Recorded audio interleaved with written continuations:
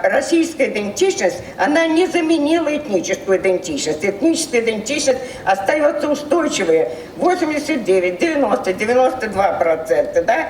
91%. Вы видите, что республиканская областная идентичность тоже остается достаточно значимая в сознании людей. 74, 81, 84.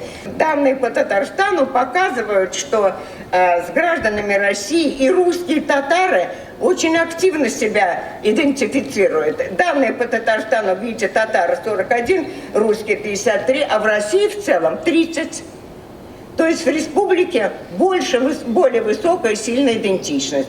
Но мы также знаем, что эта идентичность может колебаться. И на примере Якутии как раз очень интересно видно, что вот крымские события, они с одной стороны дали всплеск, а потом, когда люди поняли, что за это нужно немножко и платить чем-то, идентичность упала.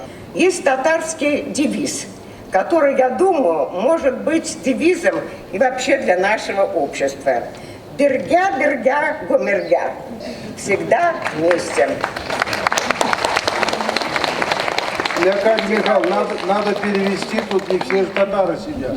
Бергя, бергя, гомергя. Что в переводе на русский язык означает? В переводе на русский язык означает бергя, бергя, гомергя. Будем вместе навсегда.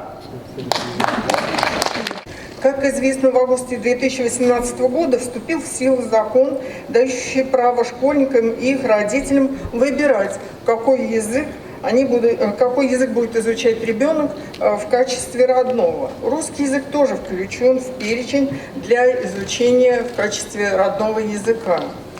Против первоначальной версии законопроекта, как мы знаем, выступили власти и общественность во многих республиках. Не до конца прекращены дискуссии и сейчас. Нарекание вызвал тот факт, что закон закрепляет за гражданами право не изучать языки национальных республик, в которых эти граждане живут. По мнению значительной части национальных активистов, переход изучения языков на добровольную основу повлечет за собой утраты культуры народа. Местные элиты и этнонациональная интеллигенция республик восприняли действия Центра как принижение статуса языка. Язык играет важную роль в истории и культуре любого народа.